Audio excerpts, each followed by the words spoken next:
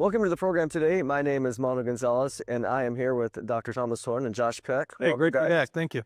And we have been discussing in the last program his new book, Zeitgeist 2025. And for those of you who might not have watched it, let's do a quick review on really the title, Zeitgeist 2025, where you're going, how did you put yourself out there? Share with us, which I think is kind of fun and exciting. Share with our audience the background here. Yeah, well, I would really encourage people to go back into your archives, watch last week's program, because we gave different illustrations. You know, the title Zeitgeist is a compound German word. It simply means the spirit of the age. The word Zeit means time. The word Geist means ghost or spirit. You put them together, it's the spirit of the age.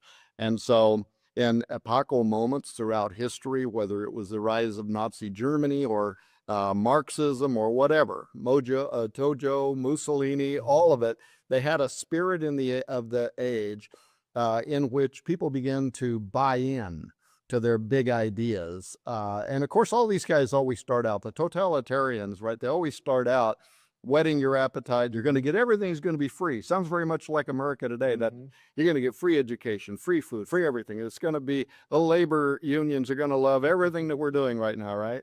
But then later on, the devil is in the details.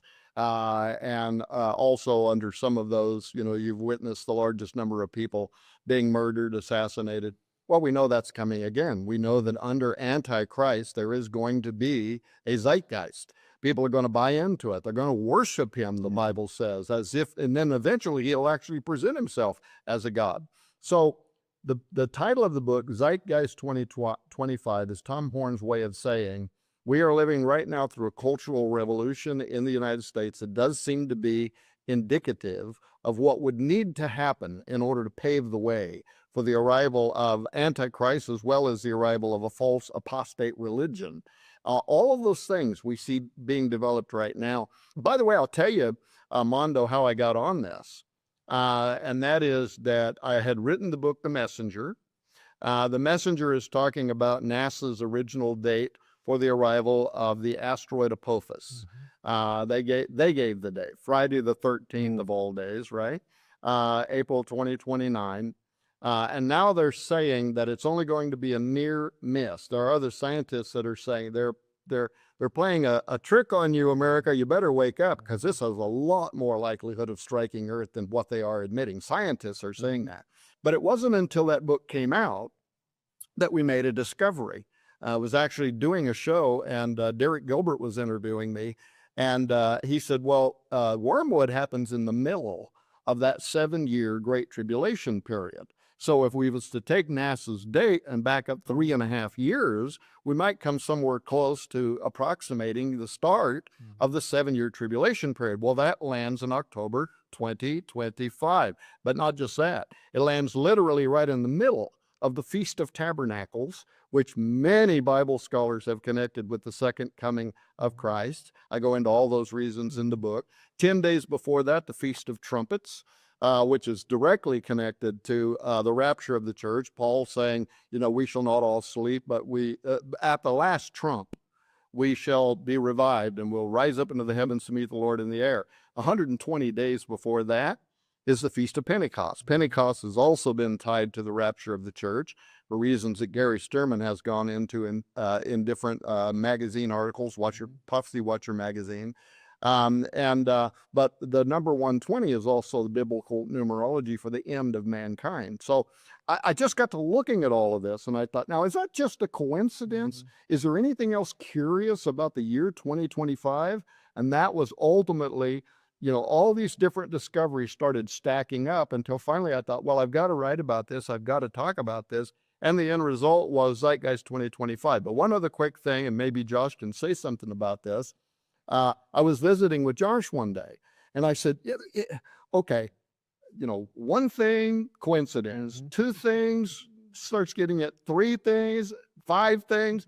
I was like, how can all of this concatenation of events be pointing towards nothing? It's all just a coincidence. And then he blows my mind, and he said, and did you know this, which I didn't, that the Essenes predicted 2,200 years ago that mankind would enter its final age in the year 2025. I'm like, oh, you are kidding.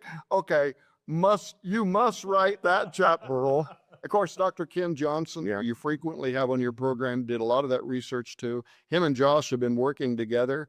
Josh's new book is coming out right now called The Lost Prophecies of, or The Lost The Lost Prophecies of Qumran. And then Ken Johnson's new book on the mystery of the Essenes, which examines a lot more of that information. But it's going to blow people's minds when they see how accurate the Essenes were. Predicting that a king would rise over Israel by the name of Herod, that would turn bad during the age of the arrival of the Messiah. I mean, really? Yeah. And this is in print from 200 years before Christ. Discoveries that have only recently been made. So this is why it would be brand new information, revolutionary information for a lot of people. You know, one of the words that you hear a lot, which is appropriate, is this idea of convergence. I mean, we've had scripture, we have prophecy. I mean, it's the inspired word of God. We've had that for a long time. And yet the events that we've been watching and the discoveries, 1947, the Dead Sea Scrolls, and even all the further research is bringing it all together in a very exciting time. I mean, the last couple of years just in our life is like, wow. I mean, I've been watching prophecy for 30 years and nothing's been this intense. Give a little background, if you will, on the Essenes. People might not know exactly who they are, but the 2025 date and how that converges in on the rest of the research. Sure, absolutely. The Essenes were a third group of Jewish people around the time of Christ. But what's amazing is they had this whole calendar system that's totally different than what we use today, but it was also prophetic. When you match up that calendar system with the Bible, it seems to match perfectly. So what's really cool about that, they saw 7,000 years as the totality of human history, from the creation of the world until the Edenic state or the new creation. So there's supposed to be 7,000 years for sin to kind of get taken care of. And at the 7,000 year period is split up into what's called ages. Each age is 2,000 years. And so there are 3.5 ages.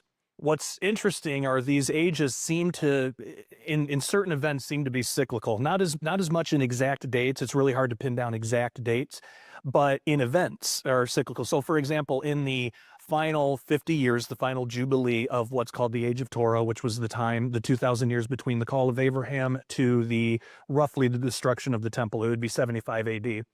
There were a couple things that happened after that, but in that time, that was the Age of Torah. That last jubilee, that last 50 years is where you have Jesus' entire earthly ministry. That kind of thing happened in the Age of Creation, which was the first age. The end of that age also culminated because you had the Tower of Babel incident, and then that led to the call of Abraham. So it stands to reason, maybe, we know we have a lot of prophecy that still needs to be fulfilled. Maybe that will be fulfilled in sometime in these 50 years. What's really coincidental, right, is when Tom was telling me about the Apophis Wormwood connection, I started looking into it myself and reading his book. And there are 3 times that asteroid is supposed to fly by Earth. Every single one is within that 50-year period. There's one in 2029, one in 2036, and one in 2068. And it's really funny, too, because you can do the math on all those dates, and it works out to some 7-year thing. So to me, it's too much of a coincidence. I think we're heading to some really interesting times. And I would jump in on one other thing on the Essenes before if you want to move forward on some of the other stuff in the book. Not only did they predict the arrival of Herod by name, not only did they say the Messiah would arrive when he did, that he would raise the dead, which is not even doctrine taught in the Old Testament. He would die in 32 AD. They predicted that, which is when he died. They said he would be for the Gentiles as well as for the Jews. He would begin the age of grace, which is a New Testament term. They foresaw that as coming. They said a Benjamite would explain everything to the Gentiles. His knowledge would be in the synagogue of the Gentiles, obviously talking about the Apostle Paul. They even said that at the end of time, that their voices would speak up from out of the dust, which could certainly be saw as the discovery of the Dead Sea Scrolls, right? That knowledge would come back to mankind again. But here's one other thing they did, and I want people to think about what Joe Biden has done in Afghanistan and the empowering of the Taliban and ISIS-K, now probably one of the most well-equipped, most powerful military forces on earth in the hand of jihadists. Yep. Because we left billions 80 billion. of dollars in advanced American military hardware behind for them to use, probably against us. But guess what else the Essenes prophesied for this period of time leading up to 2025? The rise of Islam, when Islam didn't even exist. They predicted it, that they would be instigators of the end times. And they actually named Hamas, which also did not exist. Again, naming that by name as people who are going to play a role in the end time instigation leading up to the Battle of Armageddon. So I would tell people, definitely get Josh's book, definitely read Zeitgeist 2025, because this is really cutting edge. This is not warmed over pablum. Yeah. This is really kind of edgy, breaking news, if you will, having to do with end times Bible prophecy. There's so much more background to really the Essene movement. I had to do a research paper in seminary where in Matthew 11, you know, they come to Jesus and John the Baptist is asking, are you the one that's to come? And you compare his answers, and his answers are in order, specifically out of Qumranic material. Absolutely. Not necessarily, there's a couple of them certainly in the Bible, but the order that he lists are exactly. And you're like, I remember, you know, going through this and going, this is incredible that these guys in their really what we would call secular literature or non-canonical literature, they nailed it. Yeah. And so there is something here that is part of the background that is awesome. It's cool. And I think God is bringing it all together. As we continue to go on for the book, one of the things that I found in there, which some people might not know, let's talk about some of the history of America in the sense that God has allowed the spirit of the age. I love that terminology because we do know, Scripture tells us, that Satan isn't just sitting around waiting for his time of worship, dragon worship. We see that in Revelation. He's not sitting around doing nothing. He's extremely active, not just with his fallen angelic cohorts, demons and all that, but he's active in his followers. We know that Ephesians 2 says the world, you know, is by nature their children of wrath, that they are under the power of the prince of the air. How has he revealed his playbook, which he's hoping will come to pass, really in the history of America? It's just awesome in here to see that, to kind of share, if you will, on that. Yeah, I mean, there is probably more than any book I have ever written to like go peek behind the veil, right, at what was going on in early American history. Most Americans, certainly most Christians, don't know that as many as 44 of the 56 signers of the Declaration of Independence were Freemasons. Not Freemasons like you might think of them today. These were men who were being heavily influenced by European Freemasonry. And I'll tell you why. Because in Europe at that time, there was this idea that had been put forward by Sir Francis Bacon. He wrote a book that became very popular called The New Atlantis. It was a utopian novel.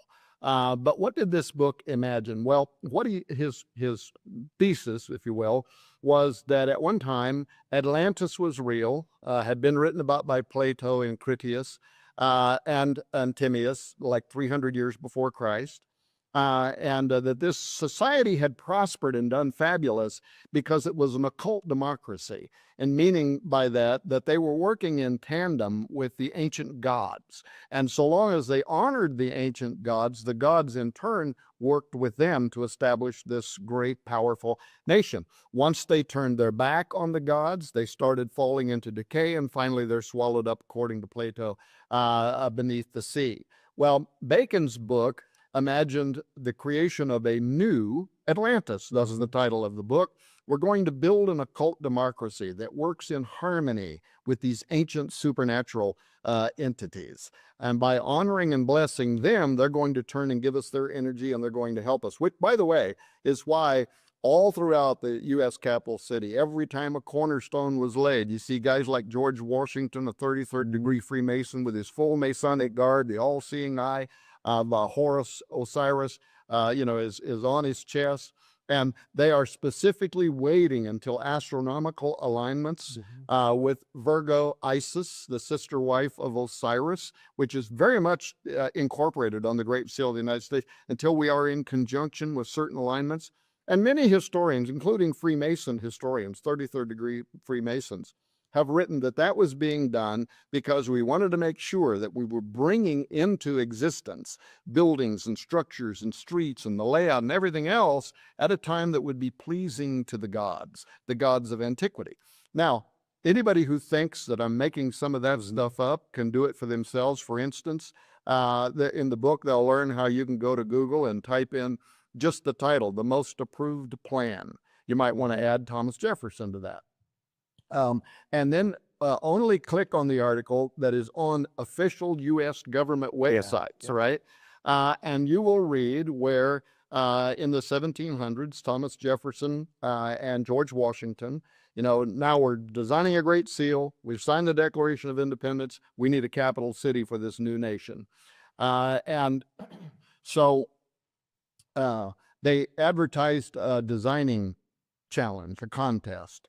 And so any architectural firms in the United States, across Europe, France, whatever, that wanted to participate, you could, pitch your plan for how this capital city is going to be laid out. So they get all these different submissions. But if you read the article on a U.S. government website, The Most Approved Plan, it says, but at the end of the day, Thomas Jefferson rejected all of the plans. Why? It answers the question. It literally says this, because he wanted the U.S. capital city to be designed according to the old Roman pantheon and dedicated to all pagan gods. That's what it says on the U.S. government website, dedicated to all pagan gods. Well, once you know that, then this Atlantean scheme makes sense. They wanted an occult democracy that's working with the gods. Go inside the U.S. Capitol Dome. Look up. What do you see? The 4,400 or 4,664 square foot famous painting by Italian painter Constantino Brumidi called The Apotheosis of George Washington. Apotheosis means to become a god. What god is he becoming? Again, Freemasons, Walt Whitman, they all said he's becoming Osiris, which is the Greek version of Apollo. The Egyptian version of Apollo. He's becoming the Osiris of the afterlife. But look at the heaven that he is rising up into. There's not a single Christian symbol there. Jesus isn't there. Michael the Archangel isn't there. Yeah. There's no Bible setting on the arm of the throne that, that Washington is sitting on as he's rising up into the heavens. He is literally surrounded by pagan gods and demons. But what are they doing? Like there's one of the images in that painting that shows Isis dragging the transatlantic telegraph cable. So she's playing her role. She's part of the Atlantean scheme. She's helping us with the development of our country. You look at other images and that same thing just goes on and on and on. And so look down below that painting. Well, maybe we'll get into that in a moment, or maybe even on a different program. 72 pentagrams. Yep. The U.S. Capitol Dome is literally a Antichrist version of the death, burial, and resurrection of Jesus Christ. If we have time, I will explain that. But anyway, what Thomas Jefferson wanted is what we built. And that's why when you visit Washington, D.C., and you walk out into the mall and you're observing the domed pregnant belly of Isis that is sitting right behind you, you look this direction, and what do you see? The largest obelisk of its kind in the world, 6.666 inches high, 6.66 inches long, each line at the perimeter of the base. It has a Bible bound inside a magic 666 square, which is used for binding, not only binding influences you don't want to affect the nation, but for calling on the second coming of Apollo. Benjamin Franklin, who we talked about last week, even made his own magic squares for invoking the second coming of these entities. Now, all of the layout of Washington, D.C. is based on the myth of Osiris, and I'll give this to you very quickly. What does that have to do with anything?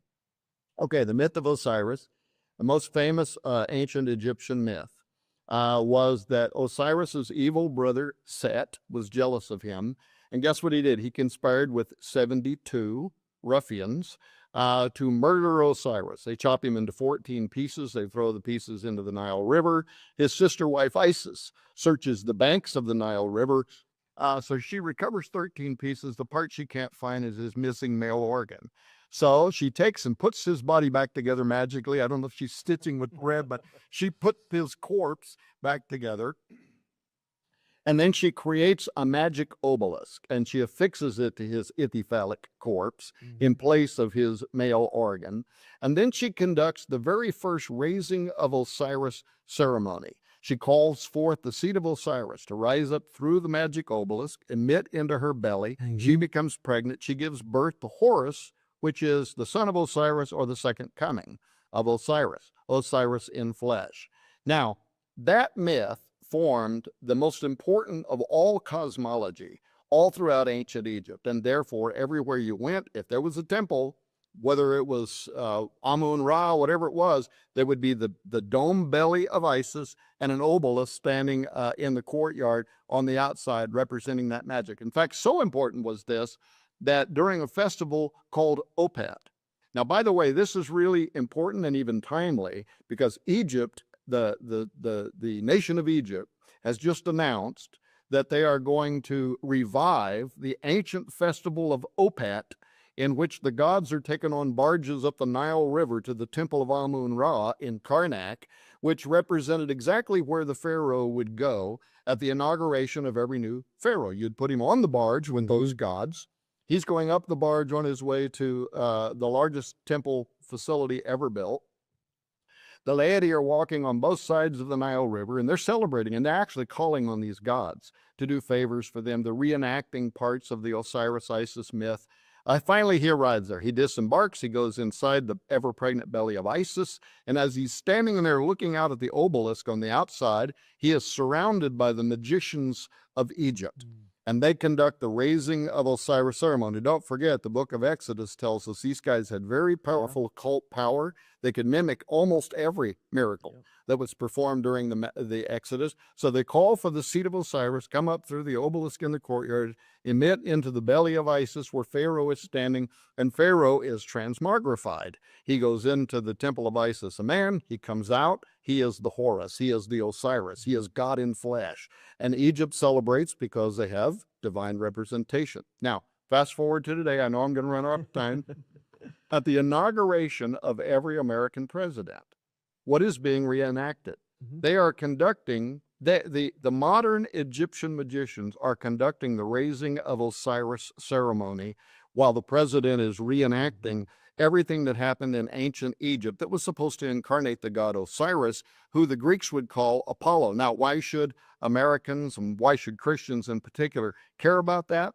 Because the prophecy on the Great Seal of the United States of America is derived from the prophecies, the mottos are derived from the prophecies of the ancient Kume Sibyl, who was the most powerful of the Sibylline oracles for Apollo, if you will. It would predict the future, in which she foresaw that when the Novus Ordo Seclorum arrived, while his father usurps the authority of the God of the Bible up in the heavens, Jupiter, Saturn, which is on the front side of the Great Seal of the United States, while his father is doing that on earth, Apollo is born and takes his role as the head of the new order of the ages, what we call the New World Order. Now, why should Christians care? Because two places in the New Testament, the Bible identifies that Apollo is going to be the spirit that is incarnated into Antichrist. 2 Thessalonians 2:3, let no man deceive you by any means, for that day shall not come,